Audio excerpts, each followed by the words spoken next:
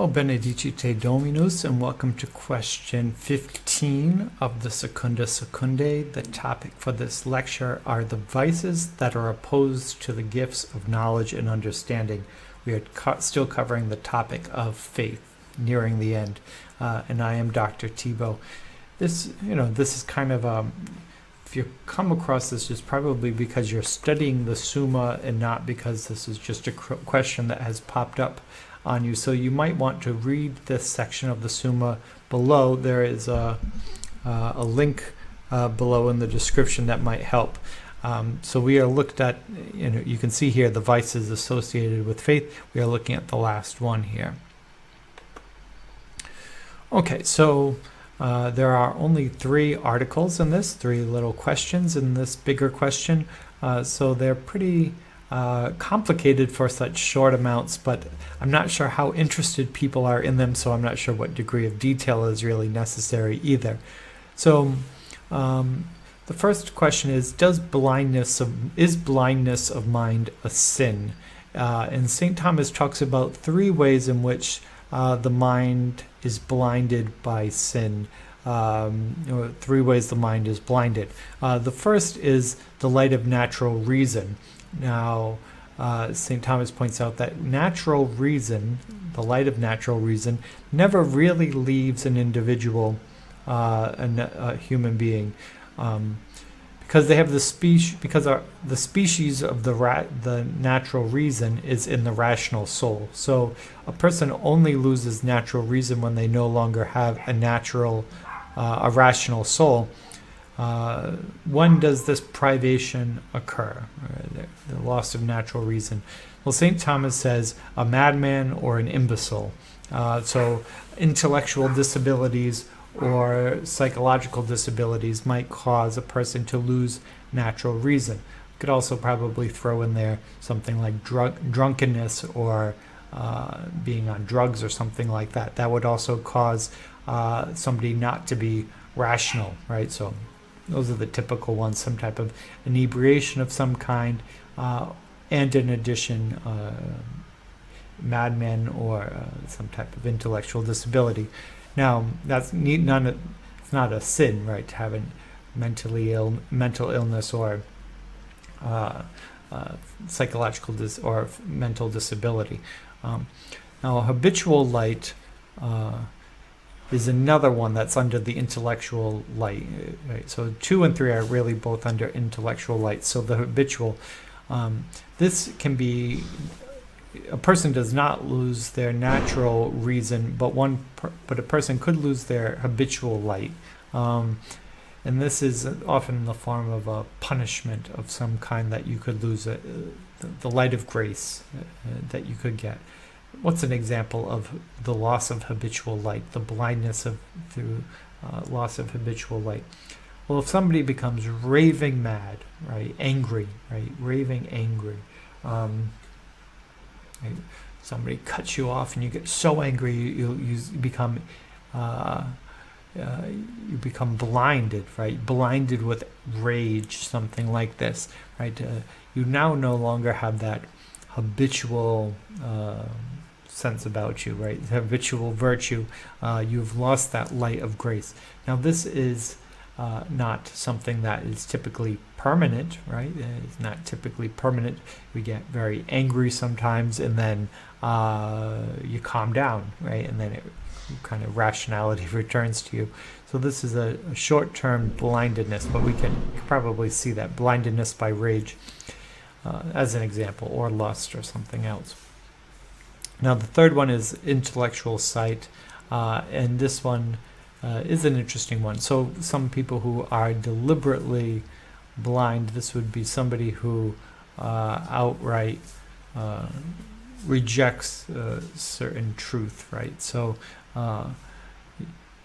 because we're talking about understanding and knowledge, so there's understanding and knowledge, and you say, the knowledge is right in front of me, or understanding of this is completely in front of me, and I don't want to understand, I don't want to know, right? A blindness to it. Probably know people like this. I'm showing you the facts, right? And there's a deliberate blindness not to see.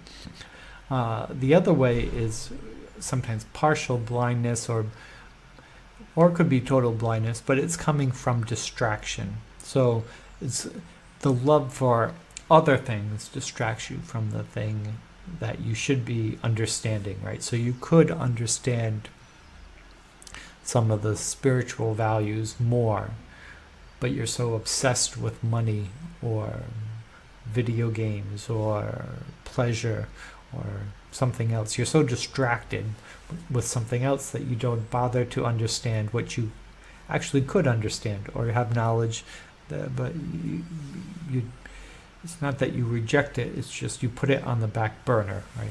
This is often what we hear about with something like the screw tape letters or something like that. The demons say, you don't have to get the person to reject faith, you just have to distract them with something else, right? The great sin is to say, I'll do it later, right?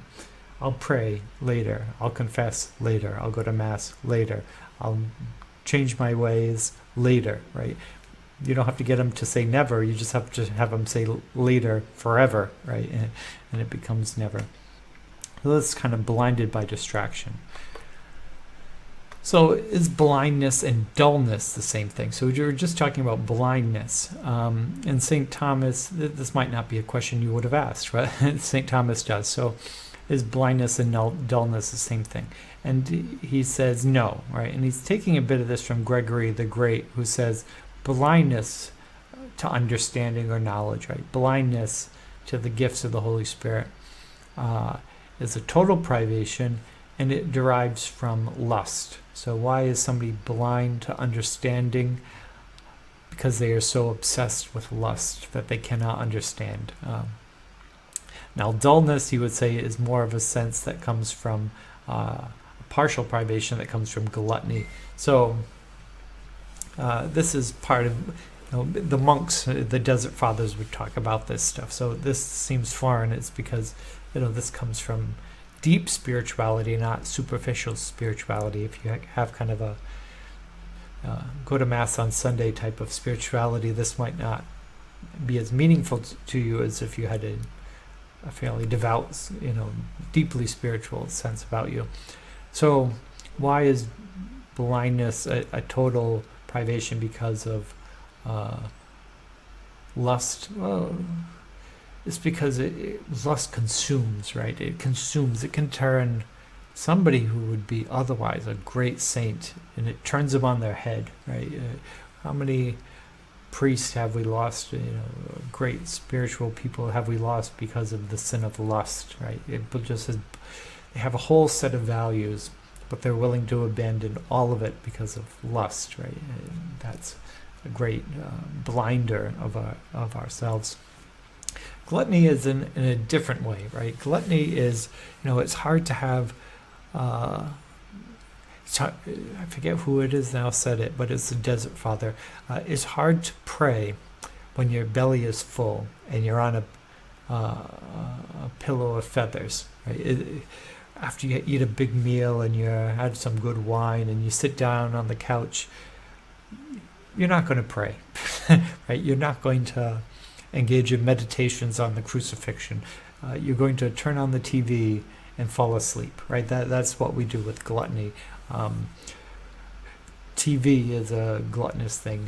YouTube, if you're on here, YouTube can be a gluttonous thing, right? Consuming to fill the pain, right? So you're blinded to the things that really mattered because you have dulled it with earthly things of pleasure, right?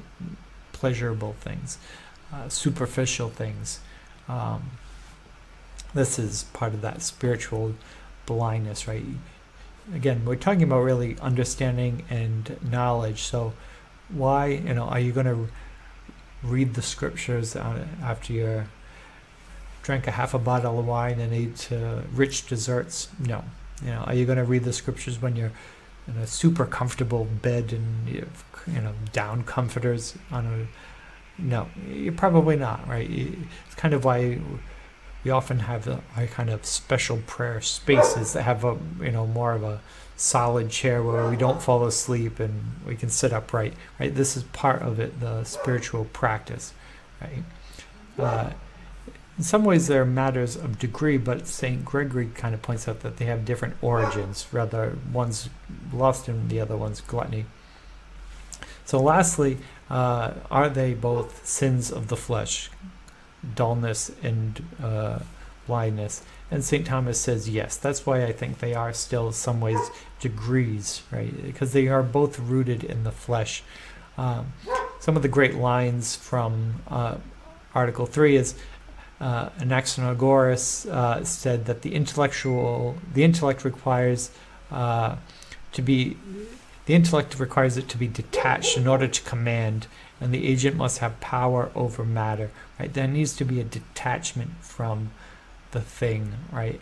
And St. Thomas also goes on to say, the perfect intellect operation in man consists in abstraction from the sensible phantasms. Okay, the kind of highfalutin language, but what does it mean?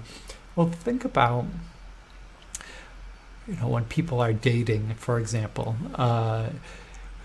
we often can meet somebody and see somebody and they're physically attractive to us, and we think, oh, the person is so amazing. They're so funny. They're so agreeable. They're so smart. They're so worldly. They're so, we come up with all of these ideas about all the great things that they are. But really, where is it originating from? Our physical lustful attraction to the person, right? How much, you meet somebody, you meet two people, and one person is, you have friends head over heels for this person. When you meet them, you think, they're pretty, but I don't know about all the other things, right? Because it's lust, right? Or, it's something that is distracting the mind from being honest, right? I saw this test that they were doing, a social experiment where a girl judges all the men by physical attraction, and then she meets each one of them individually with their backs turned so she can't see what they look like, and rate them again. And the person who had the lowest in looks had the highest in compatibility. Right. So if we just go by looks, we can sometimes make bad decisions. Right. The most compatible person might not be the person we're most physically attracted to. To make a good decision, to have understanding, to have knowledge, there needs to be some level of detachment from our lustfulness, right, or our passions, right? It needs to be. We have these, let's say, Thomas says, sensible phantasms, right? We make up these stories within our minds of what things are and what they will mean, right? When I have the car, it'll be this. When I get the house, when I get the more money, when I have this, I'll do all these great things, right? These are these things we create in our minds, right? That's fine, but they distract us, they blind us, they dullen us from true understanding and knowledge. So hopefully that's somewhat clear. So in conclusion, blindness of the mind is a sin to the degree that is voluntary. That's kind of a caveat, right? If you're a madman, you're not sinful, you're just mentally ill, right? That's not your fault. But to the degree that you have rejected understanding and rejected or have become distracted so as not to understand, that's a sin. Now, blindness and dullness are distinct, but I think in some ways still somewhat degrees of distraction from the flesh, right? Which ties into the third one. And sins of the flesh cause both blindness and dullness, right? Through both lustfulness and gluttony and distractions, right? So this is pretty straightforward. Next, we will move on to precepts, and then we are done with faith, which is kind of exciting because hope is very, very fast, very short section.